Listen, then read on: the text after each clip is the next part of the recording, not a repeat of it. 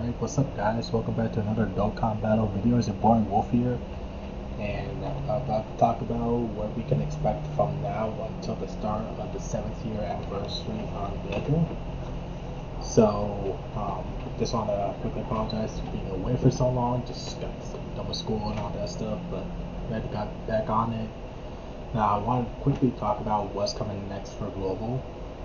So what's coming next for Global should be the Ginyu Dokkan Fest and that celebration. So we're gonna get Ginyu, which is going to be our, I want to say our second 200% leader skill character, and I want to say that he's the better of all the 200% that we've gotten so far because of his versatility with the partners around him being Birder and Jace and Rikumen Goldo. He's probably the best one out of all the 200% because he leads the Terrifying Conquerors and Platinum Saga of 170 and then 30% addition to Space Traveling Warriors, and that team in specific feels like a lot stronger than the rest of the teams that have that 200%. He's going to be a very valuable addition to any team that you run him on, specifically now that we're approaching the age of Red Zone on Global. So we're stepping away from Extreme Super Battle Road and Normal Super Battle Road as the pinnacle of difficulty, and we're moving now to Red Zone. So he's going to be a great addition to free-to-play players and pay-to-play players if we do summon for him. So if you do summon on him and you get him, then great. He's going to be a great asset for you in terms of getting you through the Red Zone. Now for his celebration, we should be getting the Bardock Team EZA area. For this Extreme Z area, you're going to need both the Team Bardock units granted up and 100%ed along with the Ginyu Force. If you haven't done those yet, I really do suggest grabbing them before the celebration starts, because let's say you haven't beaten the Super Battle Road stages for Team Bardock at all, or even the Ginyu Force, then this should help you buff up those characters to make sure that you're able to beat them easier. I do want to say though that the Team Bardock units, they appear a little bit more stronger than the Ginyu Force units, which should be of great help for free-to-play players that don't have their account fully leveled up yet. So they should make a great addition to your guys' box set. And I'm not sure if this is coming to Global with the Ginyu celebration, but it should be coming soon. The Dokkan Battle All-Star. If you guys don't know what that is, it's a fully fledged like Extreme Z battle raid, kind of like the Jiren and Omega Shenron from back in the day. But this time they encourage you to go up to stage 999 for all the rewards that you're gonna get, and you're gonna go through the Dragon Ball Saga, you're gonna go Dragon Ball Z, you're gonna go Dragon Ball GT, and then finally you'll end up in Dragon Ball Super, facing, I think it's the last boss is Goku and Frieza from the fighting against Jiren. So it might come during the Ginyu celebration, but again I highly doubt it, so just keep your eyes on it. If you do, then it'll just have changing categories, like revolving categories in terms of which ones will be stronger against each certain opponents. If you guys want to discuss which ones are more effective against which type of opponent, let me know down in the comments or let me know on Twitter at WildWolf, and I'll definitely get a video covering that soon enough. We might get another battlefield. This battlefield should still have the Omega Shenron, well, Shadow Dragon Army as the reward. No update as to if we're gonna get the new Alargus on JP as of yet.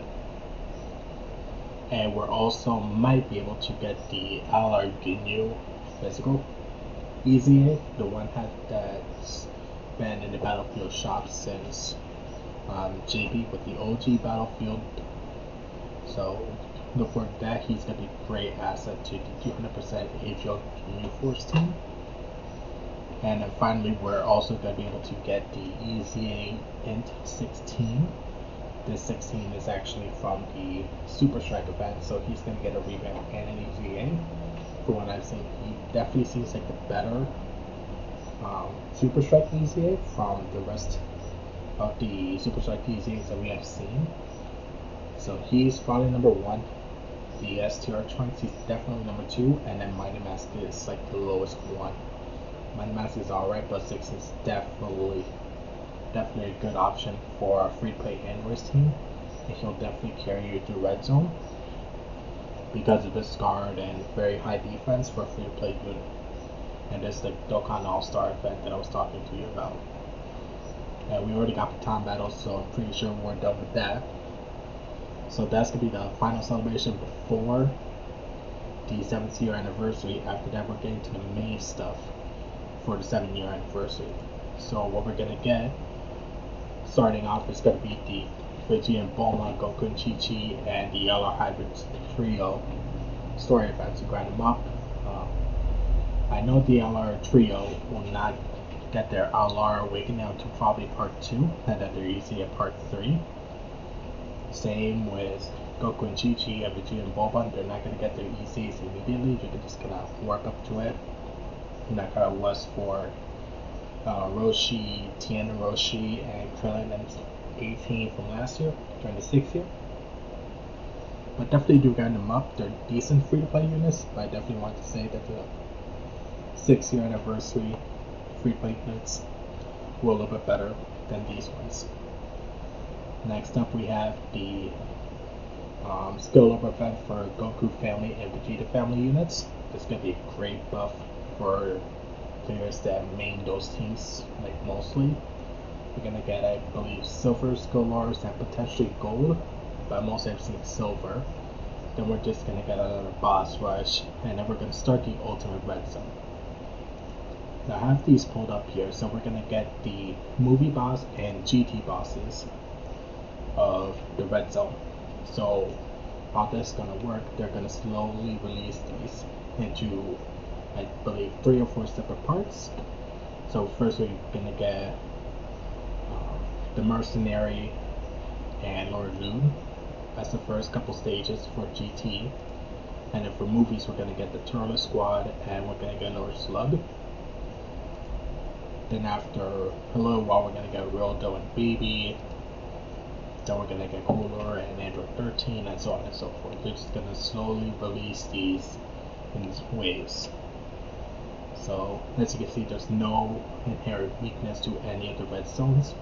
So you're just going to have to hit them with full force and try and take them out as quickly as possible. In the right part of the screen, I'll have like a few categories to keep in mind that you might be able to take into the red zone in terms of like team builds, which characters will be good to use, so on and so forth. Some of the categories like Shadow Dragons and Batara and Fusion, they're going to get buffs later on in the 7th year anniversary with the LR Super Saiyan 4 EZAs and the LR 3-year anniversary EZAs, but they're definitely still good for the beginning portions of the red zone stages. Where it really gets really difficult is going to be stage 6, 5, and 7 for movie. And for GT, it's definitely going to be Super 17 and Omega Shenron. Super 17, he absorbs Key Blast Supers, and then he has a 2-turn phase on his 3rd boss fight, where he just decimates you with that super type that's on his last slot in the 2nd turn of the fight. So you can't seal or stun most of these opponents, so you're just going to have to work around it.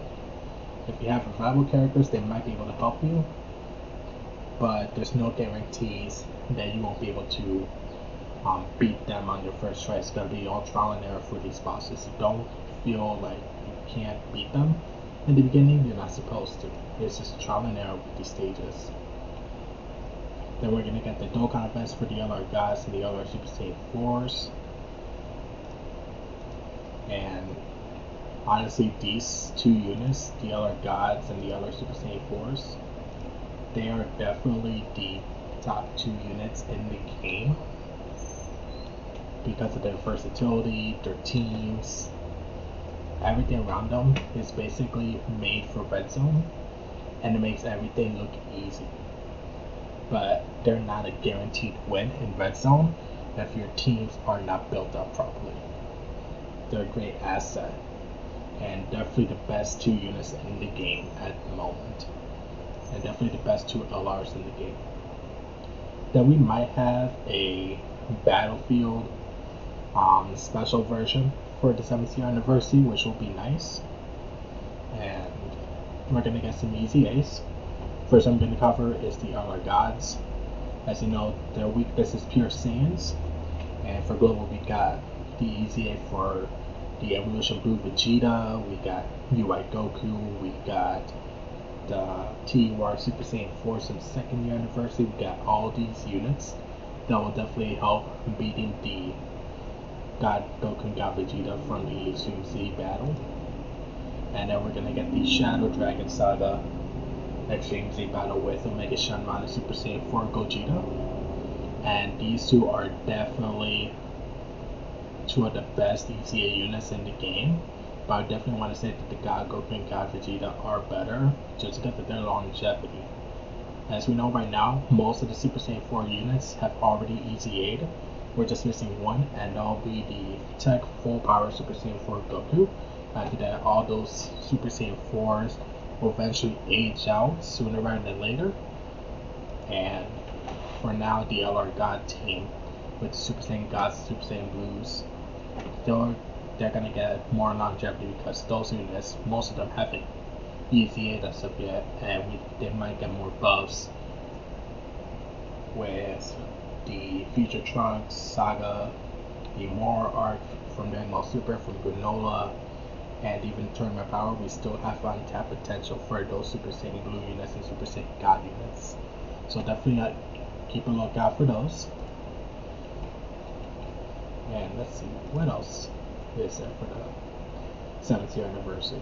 So part 2, we're gonna get the Awakenings for the free-to-play units, along with the EZAs. And then we're gonna get the Tech Vegeta LR and SCR Kagen Goku LR in part 2, which are definitely the best yellow coin LRs in terms of their attack potency, but I wouldn't say they're the best all around, if that makes any sense. And then later on we're gonna get those ECAs for 3-year anniversary units, the Tech Hyper Trio, and then more stages to Red Zone. And then after that, we already got the Goku Jr. and Vegeta Jr. A few months ago with the Majin Vegeta celebration. So if you don't already have them and they're going to come back, I highly suggest you get them because they're very, very good free-to-play units, especially for World Tournament and GT Hero. And then for part 3, we're going to get the LR Super Saiyan 4 Goku and Vegeta EZA. And for those, you will need Beyond Super Saiyan category units, which I have those units displayed on the right side of the screen soon enough. And once you get those units, it's relatively an easy EZA up till stage 10. That's where it gets really, really difficult. So keep your toes ready. And honestly, that's it for the 7th year anniversary content. Then again, we might get some Infinite Dragon Ball history stages. We might get some more Super Battle World stages, but for now, that's the general overview of the 7th year anniversary. And then we might get Raditz after the 7th year anniversary, or we might transition into the worldwide celebration with Dragon Ball Super superhero stuff. Or we might get something totally different, maybe Tournament Power, maybe we'll finally move on to manga content for Dragon Ball Super. Or like I said, in general, we might get the Raditz stuff now after the 7th year anniversary, which contains turn lists, which will contain another world tournament, which will contain Raditz and more Super Strike units. But yeah, let me know what you guys think down in the comments below, and I'll catch you guys the next time. Thank you for watching.